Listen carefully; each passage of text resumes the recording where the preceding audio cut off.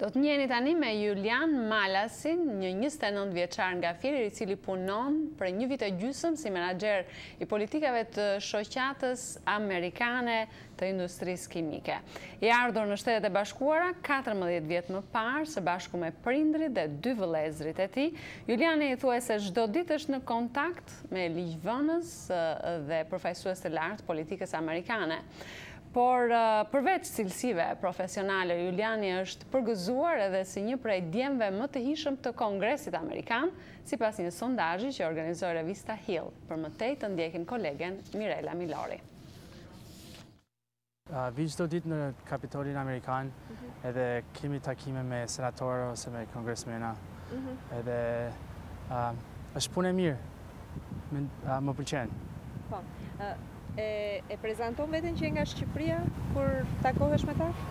Kur takoj me ata, takohem si njëri që vjen reprezenton industrinë kimike, po kur njoh njerëzve, edhe kam njohur shumë njerëz, I them që jam shqiptar. Kështu e nis prezantimin Julian Malasi, 29 vjeçari shqiptar, I cili punon si menaxher I politikave të shoqatës amerikane të industrisë kimike në Washington. Të them të drejtën, nuk ka qenë gjithmonë e lehtë, po mendoj që t'i them faleminderit mamin me babin që na prunë këtu.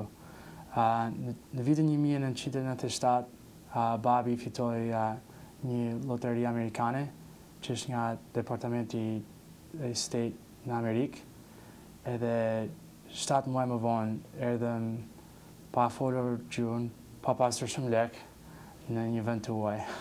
Erdhëm në Amerikë, njeriu njifim vetëm njërin në tërë Amerikën, ishte një kushërir, edhe të them të drejtën, në fillim shkolla ishte e vështirë, kam një vëlla binjak edhe të dy ishim bashkë, kështu ishte më e lehtë, po ishte e vështirë 2 vitet e para se mësonim anglisht. Vajtëm të studiojmë te University of South Carolina. Kur isha në kolegj, punova tek qyteti I South Carolinas, në Myrtle Beach, South Carolina. Edhe atje filloi që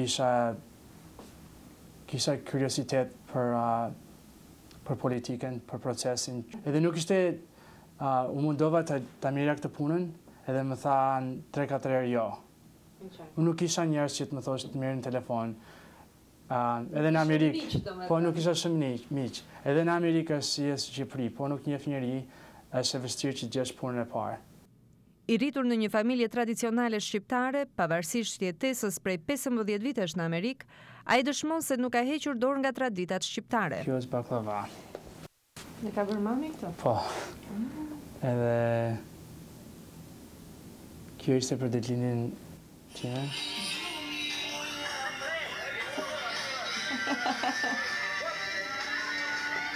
Thash që ata janë shqiptarë.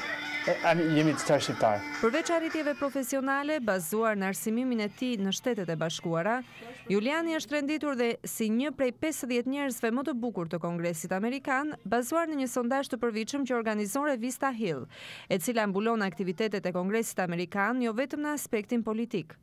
Përzgjedhja e tij erdhi mbas takimeve të përditshme që Juliani krye në Kongresin Amerikan për arsye të punës së tij.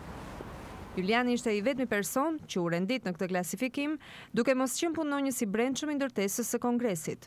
Më të shumtat e njerëzve që janë në këtë listë janë njerëz që punojnë në Kongres, edhe unë nuk punoj në Kongres, punoj këtu. Por nga që vetë në Kongres shpesh, më futën atje.